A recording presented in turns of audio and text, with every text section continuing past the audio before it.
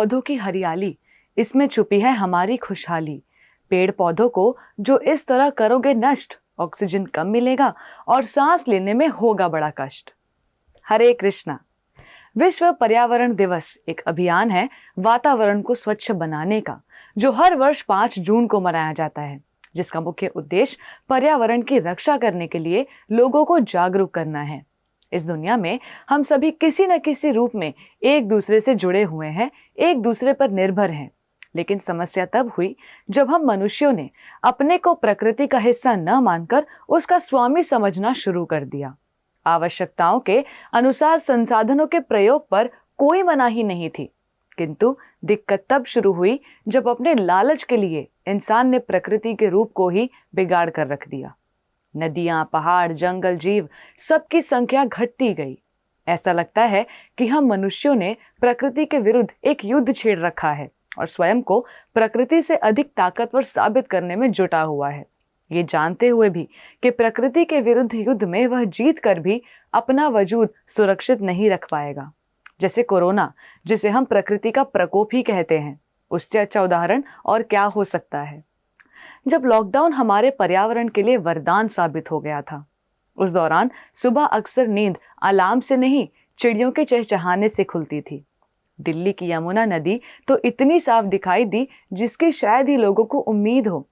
सरकार जिस काम को करोड़ों रुपए खर्च करने के बाद भी अंजाम नहीं दे पाई, वो काम लॉकडाउन ने कर दिया था। जालंधर वासियों को घर बैठे हिमालय की वादियां दिखने लगी।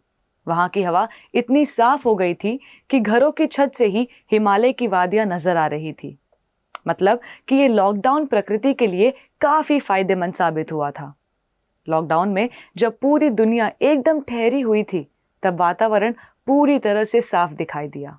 हालांकि ये तमाम कोशिश कोरोना वायरस के संक्रमण को फैलने से रोकने के लिए की गई थी।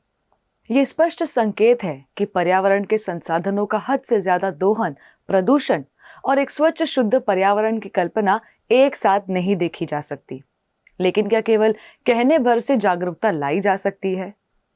वर्षों से विभिन्न संस्थाएं, स्कूल्स, कॉलेजेस और ऑफिसेस क्विज, सेमिनार, निबंध और पौधारोपण कार्यक्रम आयोजित करते आ रहे हैं। पर्यावरण को स्वच्छ रखने का, पानी की बचत, बिजली का कम उपयोग और इस तरह के अलग अलग संकल्प भी लिए जाते हैं।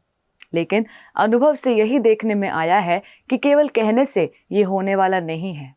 इसके लिए मनुष्य के आध्यात्मिक भाव को जगाना होगा, क्योंकि एक शांत, स्वच्छ, शुद्ध व हरा भरा पर्यावरण, जहां लोगों के मन में प्रकृति के प्रति, एक दूसरे के प्रति प्रेम हो, ये एक तरह से राम राज्य की कल्पना है।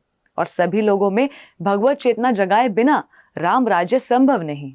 इसलिए आइए थोड़ा आध्यात्मिक हो जाएं और अपने पर्यावरण को बचाएं। धन्यवाद। हरे कृष्णा। ऐसे ही और भक्तिमय कार्यक्रमों के लिए देखिए हरे कृष्णा टेलीविजन, और इसे प्राप्त करने के लिए आप अपने केबल अथवा DTH ऑपरेटर से संपर्क करें तथा और अधिक जानकारी के लिए आज ही डायल करें 7666 839 839।